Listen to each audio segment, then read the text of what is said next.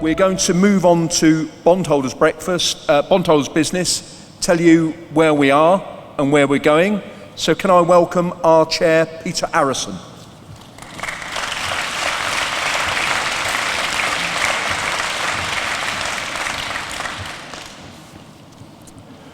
Good morning, all.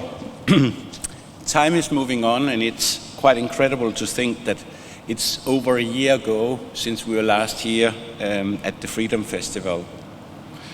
And my immediate thanks must go to the Freedom Festival for hosting us this morning.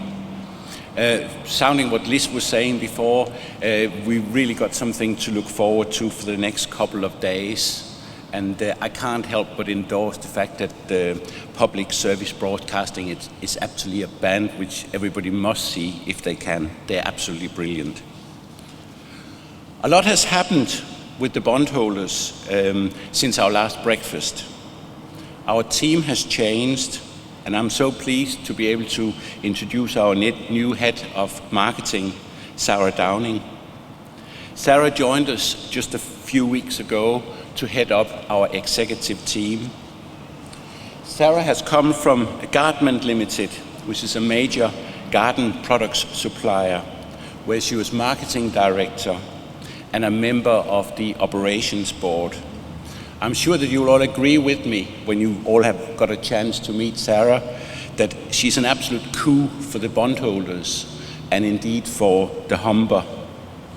And there is one big added bonus to Sarah.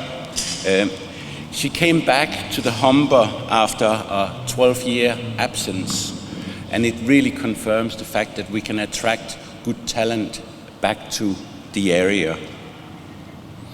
It's also the last breakfast today for our communications and event executive, Louise Jury. She's going on maternity leave, and I'm sure that you will all join me in wishing her all the best for the future. Janie Revel has taken over her job and is going to cover for Louise's role. To continue the changes within the bondholders, I'm going to be the next on the list to be refreshed, as I do believe that it's very, very important that we continue to renew what we're doing, to get some new and fresh ideas. And I've been in this job now for 2.5 years, so it's about time. But it's been an absolute pleasure and a huge privilege to lead the bondholders in this period. And I'm really, really pleased and proud to have had such a lot of support. But I'd like to take this opportunity now just to spend a few minutes to reflect and draw a picture of where we are today before I'll hand over to our new chair, who will talk a little bit about the future of the bondholders. When I was asked to take on this role, it came as we were sort of preparing to embark into a new direction and becoming a truly Humber-wide organization. And I'm very, very pleased, as one of my last things, to announce that North Lincolnshire Council has joined the bondholders as a member. And that means that we've now got all the 4 unitary councils as a member of the bondholders. The bondholders has in the past carried out some superb work to establish our area's key economic proposition. And that created a very powerful positioning of the Humber when we became known as the UK's energy estuary. And this sort of very phrase, the UK's energy estuary, has actually been a thread which has carried us right the way through a lot of the work we've done since then. It has become a brand proposition, and it's been very, very pleasing to see that it has been embraced by many of our key influencers and decision makers, including many ministers in government. And that has sort of become a flag for us all, which I think we've all been very, very proud to fly within the region. For the first time, and I certainly think in all the time I've been here, we've been able to convey powerfully and convincingly the essence of what our region and what our economic proposition really is. And we managed to elevate the Humber to a position of both national and international importance. I'm very, very passionate about the Humber, and we must, no matter what, consider the Humber as a whole, and we must take full advantage of our great location. And I certainly see that and experience that in my own day job, where we have logistics companies operating right across the Humber and the estuary. And working with you all, I've been proud to have had the opportunity to really promote the Humber's strengths and its tremendous potential for growth. I think we're talking a lot about growth and what we're really all about, but I think we're really all about trying to wealth create. And I think when you say wealth create, it really boils back to the fact, can we create some long-term sustainable jobs? And in an essence, that's what we're trying to do with the growth for the Humber. We have in the last 2 years and a bit managed to increase our membership. We are now, we've increased it by no less than 115.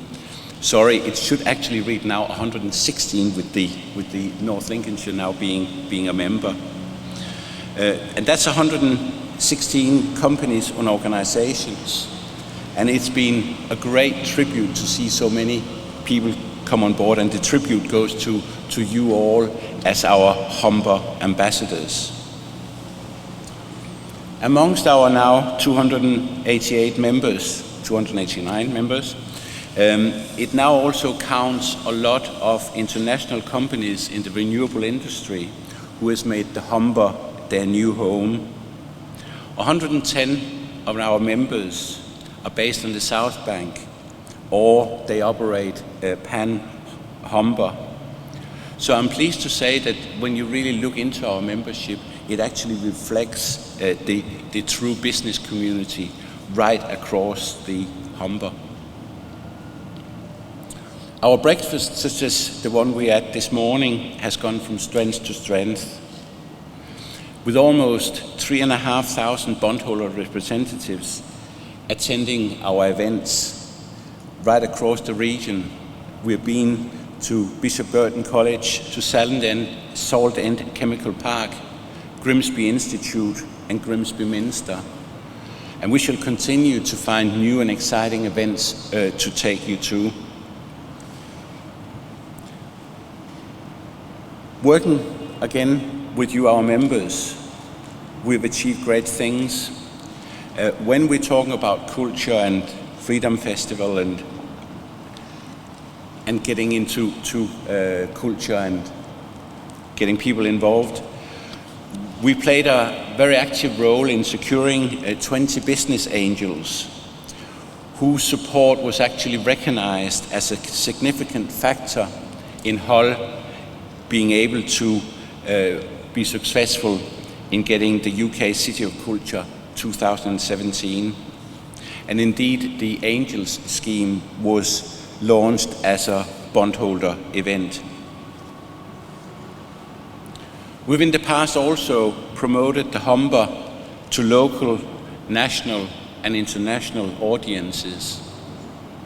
That has been via the Times, the Financial Times, the Independent, as well as on the agenda-setting Newsnight program and the Today program and PM programs on Radio 4.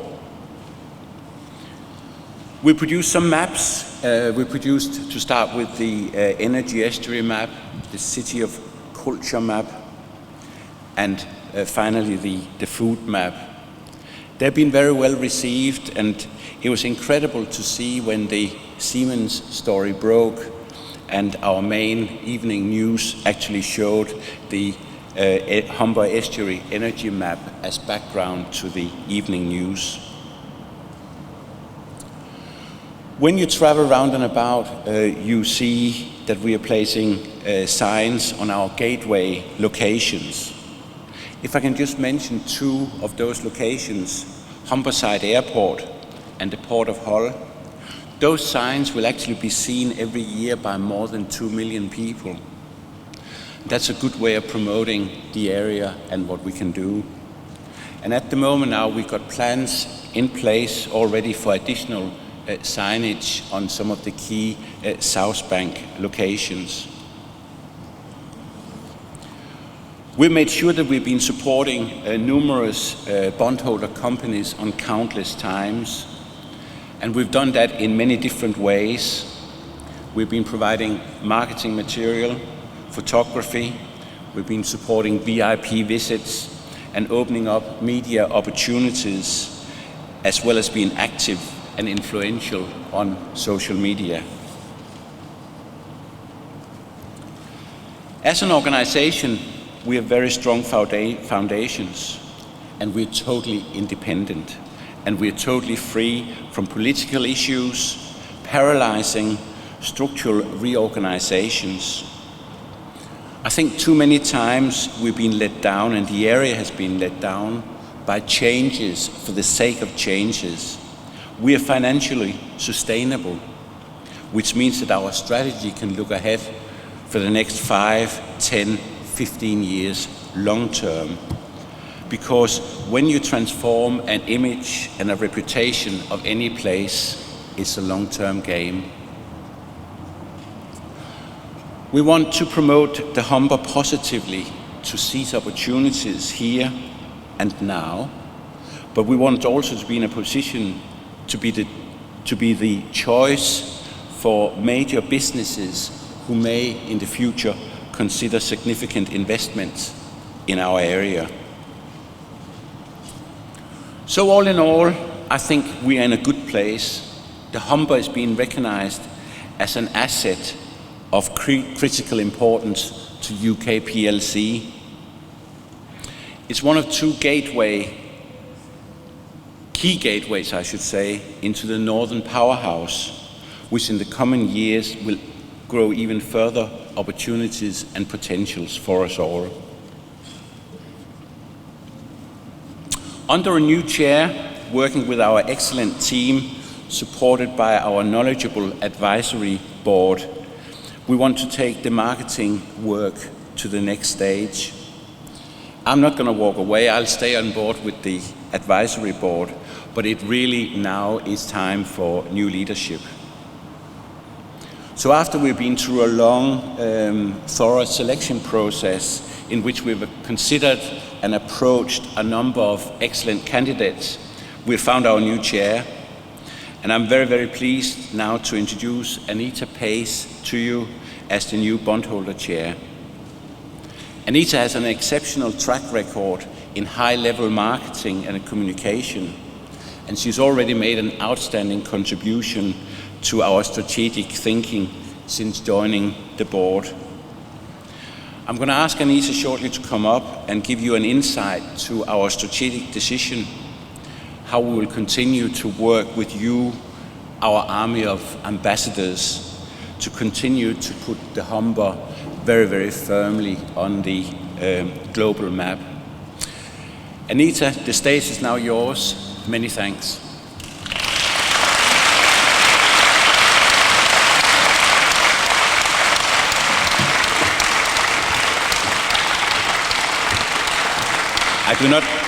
I do not think sort of a welcome can just be like that. I think it's got to be celebrated.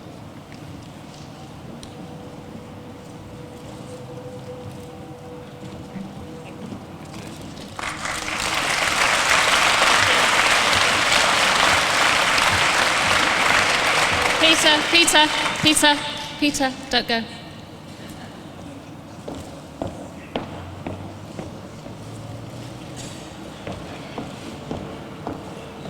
Peter, thank you everybody.